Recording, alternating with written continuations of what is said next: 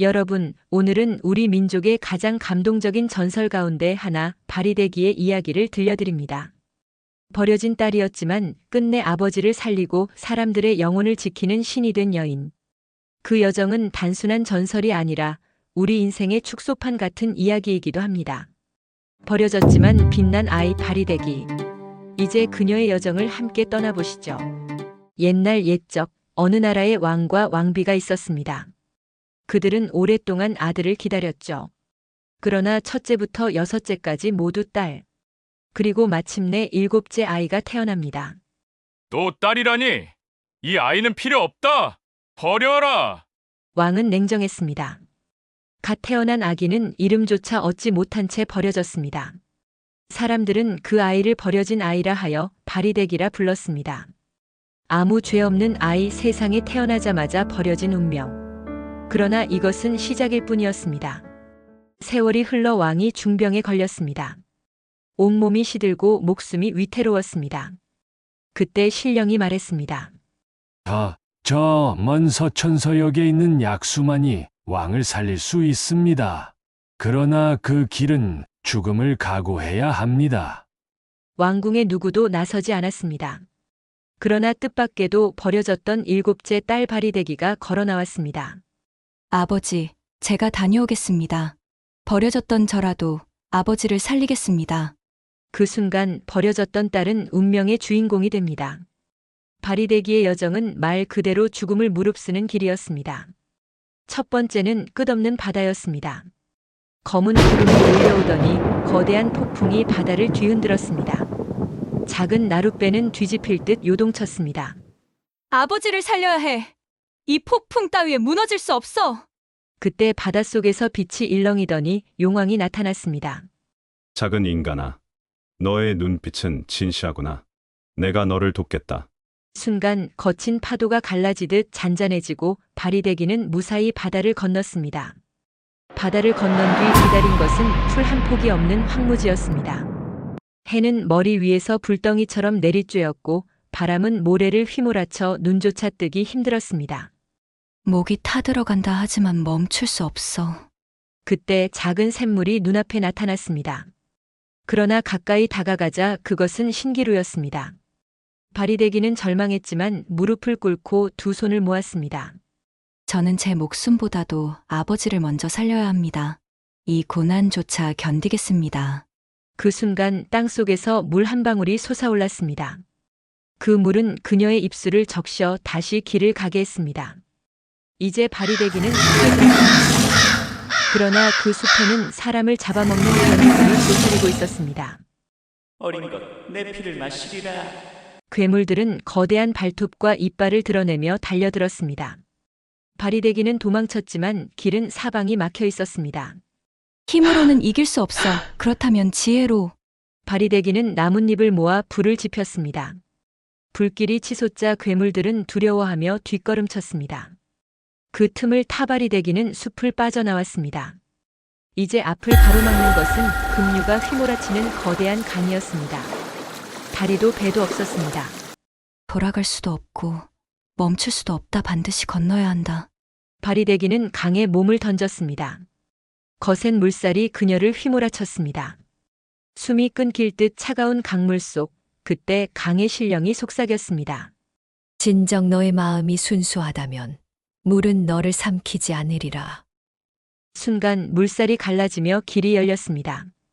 바리대기는 무사히 강을 건넜습니다. 마지막 관문은 죽음의 땅이었습니다. 모든 것이 검게 타버린 황폐한 들판. 바리대기의 그림자조차 사라져버릴 듯한 곳이었습니다. 여기서 멈추면 모든 게 끝이야. 하지만 아버지의 목숨은 내 손에 달렸어. 그녀는 두려움을 삼키며 그 황폐한 길을 걸었습니다. 그리고 마침내 서천서역의 문 앞에 도착했습니다.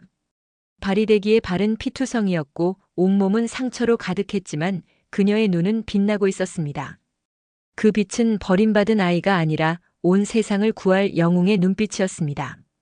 바리대기는 마침내 서천서역에 도착했습니다.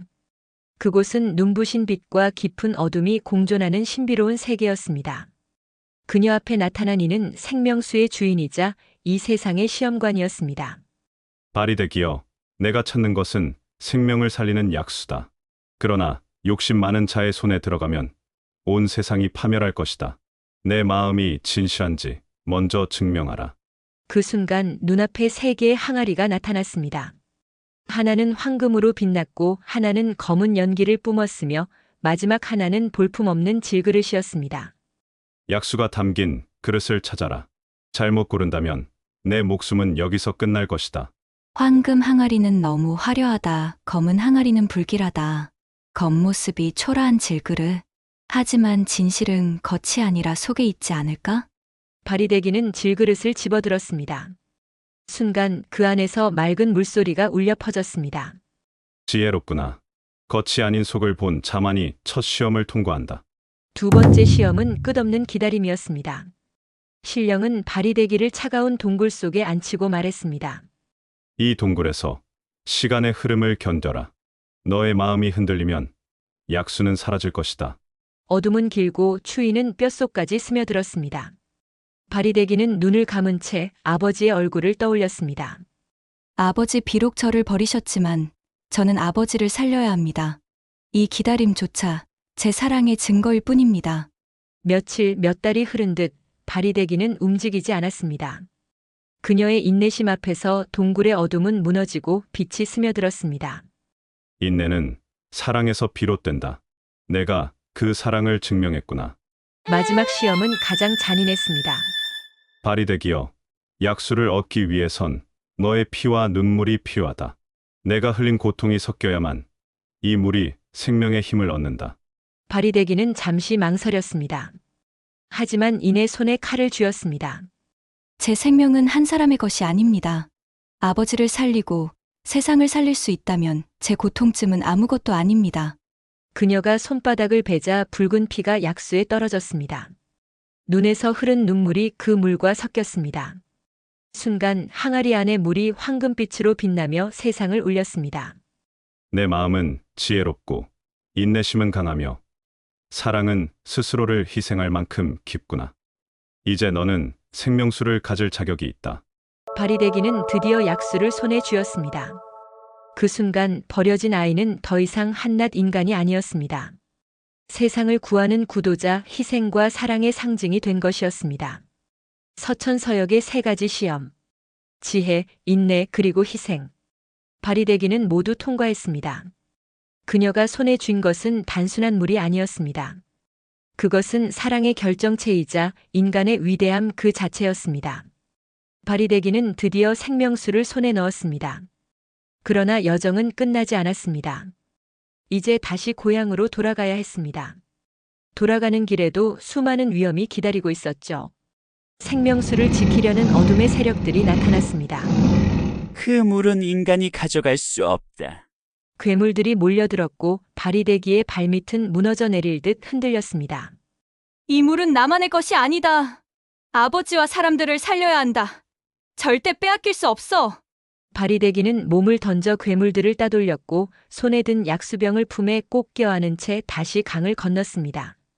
그녀의 옷은 찢기고 몸은 상처투성이었지만 마음은 더욱 단단해졌습니다.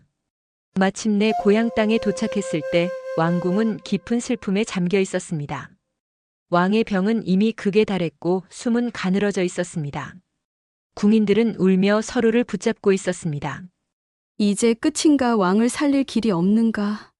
그 순간 궁궐의 문이 열리고 먼지투성이 바리대기가 걸어 들어왔습니다. 그녀의 손에는 황금빛으로 빛나는 약수병이 들려 있었습니다. 궁궐 사람들은 웅성거렸습니다. 저 아이는 버려졌던 일곱째 공주. 아니, 살아 돌아오다니. 바리대기는 망설이지 않았습니다. 아버지의 입술에 약수를 한 방울, 두 방울 적셨습니다. 이 물은 따뜻하다. 빛이 스며든다.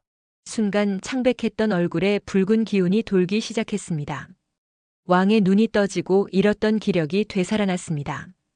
궁궐 전체가 환호와 눈물로 가득 찼습니다. 왕께서 일어나셨다. 자라나셨다.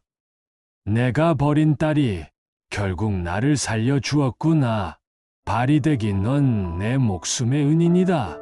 왕은 바리대기에게 무릎을 꿇고 용서를 빌었습니다. 그러나 바리대기는 고개를 저었습니다. 아버지, 저는 용서를 구하지 않겠습니다. 버려진 제 운명은 제 길이었을 뿐입니다. 저는 이 궁궐에 남지 않겠습니다. 제 길은 저승을 떠도는 영혼들을 인도하는 것입니다. 그녀는 화려한 왕궁보다 백성들의 곁을 택했습니다. 바리대기는 무조신 곧 저승길의 수호자가 되어 죽은 자의 넋을 인도하고 산자를 지키는 신이 되었습니다. 버려졌던 일곱째 딸 바리대기. 그녀는 결국 아버지를 살리고 나라를 구했습니다. 그러나 그녀의 길은 거기서 끝나지 않았습니다. 바리대기는 궁궐에 남지 않았습니다. 왕의 옆에 서서 영광을 누릴 수도 있었지만 그녀는 그 길을 거절했습니다.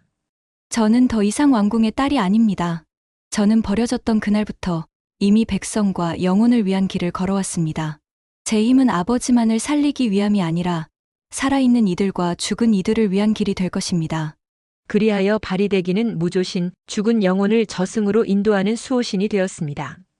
산자와 죽은 자 모두를 지키는 존재, 바로 영원한 어머니의 상징이 되었습니다. 바리대기의 전설은 단순한 신화가 아닙니다. 그 속에는 우리 인생의 진실이 담겨 있습니다. 우리는 살아가며 때때로 버려진 듯한 순간을 만납니다. 가족에게서, 사회에서, 때로는 스스로에게서조차 버려졌다고 느낄 때가 있습니다. 그러나 바리대기는 우리에게 말합니다. 버려짐은 끝이 아니다. 그 고통은 언젠가 더 큰 사랑과 구원의 길로 이어진다.